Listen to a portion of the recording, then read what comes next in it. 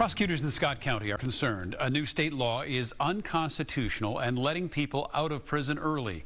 This is a story Fox 9 has been following since the law on aiding and abetting murder was changed last year, which supporters argue punished people too harshly for crimes committed by someone else. Well, new tonight, Paul Blume dives into the data and tells us why once closed murder cases are now under fresh scrutiny. I will vacate the convictions and sentences. When the judge's order came down. And I'm sorry for the reopening of the wounds so late. The family of Malcolm Cowens watched from across the country. Sorry. I practice this a lot, but it's not right. Anyway. 15 years now after her twin brother's murder. Some words still hard to find. Others, though, are not. There will be no forgiveness or forgetting. Rosalind McDonald Richards was convicted of aiding and abetting first-degree murder in the deadly 2009 Richfield pawn shop shooting of Cowens, a local boxer who was struck in the back attempting to flee. She was sentenced to life behind bars. But the 72-year-old is now a free woman. Rosalind, may I ask you what these first few steps feel like? She's no comment today. She's happy to be going home. We were there as she walked out of the Shakopee prison in May. It's not an exoneration. Criminal defense attorneys Anders Erickson and Pete Johnson represented Rosalind, believed to be the very first to have a life sentence tossed as part of a new state law that went into effect about a year ago. This new law is meant for the people who never intended to kill anyone, did not kill anyone. The new law redefined the role of a major participant in sometimes complicated murder conspiracies. That means only offenders who use a deadly weapon or cause substantial bodily harm can be held to the harshest consequences. The way our law was designed for a long time was to basically have everybody have the same level of culpability.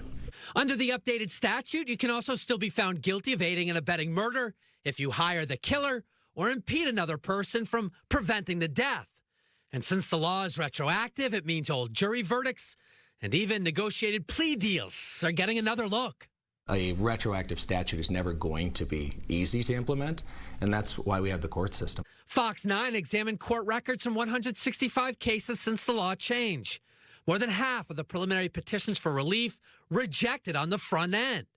Judges have found 20 warrant more scrutiny. 11, including Rosalind, had their original sentences vacated. They're the masterminds behind the entire crime. They set it up. They arranged for there to be a gun. 4 of those cases are directly connected to the 2017 Bloomington murder of Bobby Elder's son, Corey. We would not be here right now if it wasn't for their actions. The group released from prison early with the support of Hennepin County Attorney Mary Moriarty.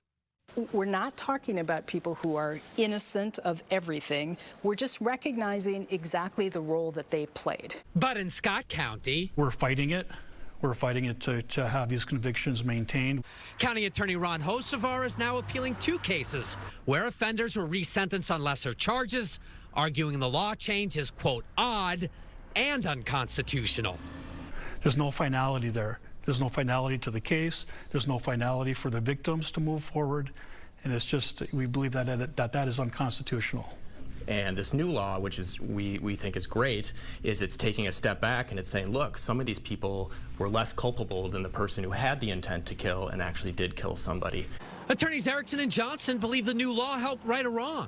Rosalind was serving a life sentence as a co-conspirator and getaway driver in a planned robbery following a jury's guilty verdict, while the actual trigger man, caught on camera here, got 33 years in prison as part of a plea deal. Then she got resentenced for the crime she did actually aid in, instead of being punished for life for something somebody else did.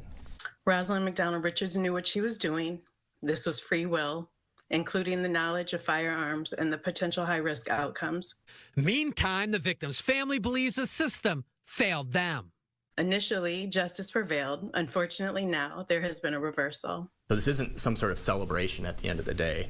It's somebody who served a long prison sentence, is now getting a shorter prison sentence, sometimes being released from prison, which we think is the way the law should work, but it's not some sort of celebration at the end of the day where somebody's exonerated from a crime. A crime has been committed. We know the Department of Corrections has notified 550 or so offenders of their potential eligibility under this new law. And because this is all uncharted legal territory, attorneys on both sides attempting to figure it all out. Already a pair of cases in front of the appeals court. Another one has gone to the Minnesota Supreme Court for consideration. Paul Blume, Fox 9.